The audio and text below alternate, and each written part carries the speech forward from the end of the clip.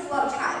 Time is precious. So you can just say, in the Barry 2010 card, you said this, but really my card, that's like Smith 2011, it says that, and my card is more recent, so my card is better, something like that. And then when you get to the card itself, if you want, you can just read the underlined and bolded bits, because those are the parts that we've determined are like the relevant aspects. Of course, you're always free to like highlight other things or not read something that's highlighted, whatever you want. And then it's really to like take a step back and sort of summarize it in your own words and relate it to your argument as a whole.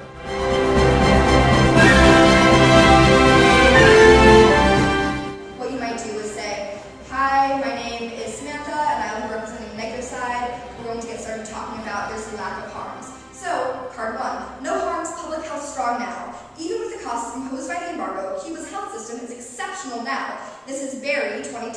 He's a member of the Social Sciences Research Council and the Cuban Working Group of the American Council of Art Societies. And the card says, despite the embargo, Cuba has produced better health outcomes than most Latin American countries, and they are comparable to those of most developed countries. Cuba has the highest average life expectancy and density of physicians per capita, and the lowest infant and child mortality rates among 33 Latin American and Caribbean countries.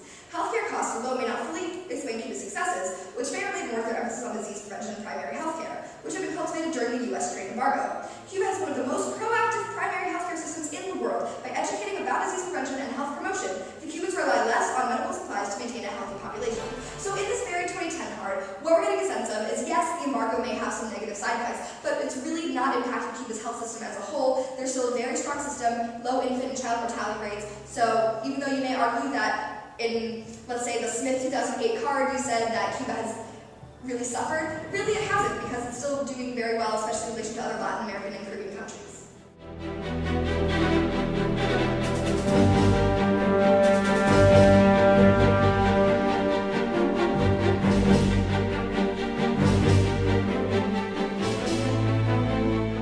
The way that the Cuban government is set up is that foreign investors have to, they can't come together with Cuban citizens, and they usually have to go through the government or the military in order to become, leaders in the economy of Cuba.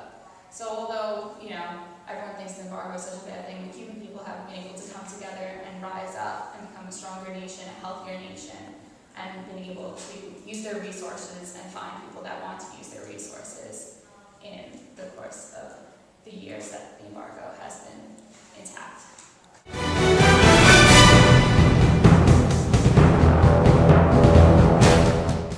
So the affirmative argued for the alleviation or the lifting of the Cuban embargo, one of their main points during their argument or during their constructive speech was that their medical system or that their medical supplies are lacking. However, public health in Cuba itself is strong with an average life expectancy of 78. With a physician ratio of 59 to 1,000 citizens, giving them one of the highest life expectancies within Latin America and within a developing country. They've basically took it upon themselves to procreate, or not to procreate, to improve their own health system, and also having a total of 107,000 nurses and 73,000 doctors, practicing doctors on the island.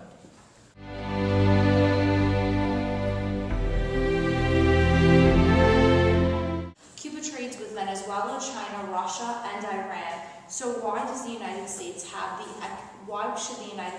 the economic burden of trading with Cuba when it already is a debtor nation? For example, it was known for its sugar industry. Since, I believe, the 1700s, it's been known for its sugar industry, but that has been on the decline since then, and the United States has access to sugar, so why should it have to trade with a country that has economic burden and economic debt with other countries?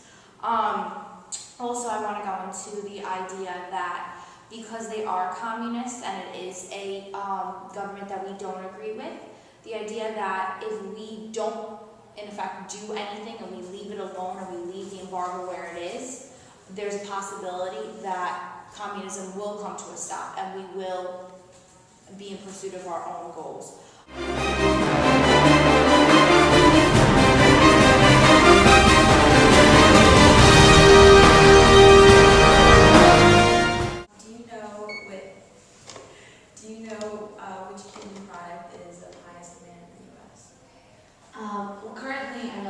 three biggest exports are sugar, rum, and cigars. And I know that cigars has a more European background to it, and I know that sugar is a little bit in the less of a high demand in the United States. So I would have to say that rum is a huge product that the United States could utilize. Okay. I have some information saying that Cuba is a major debtor nation, and it will not invest in the United States only.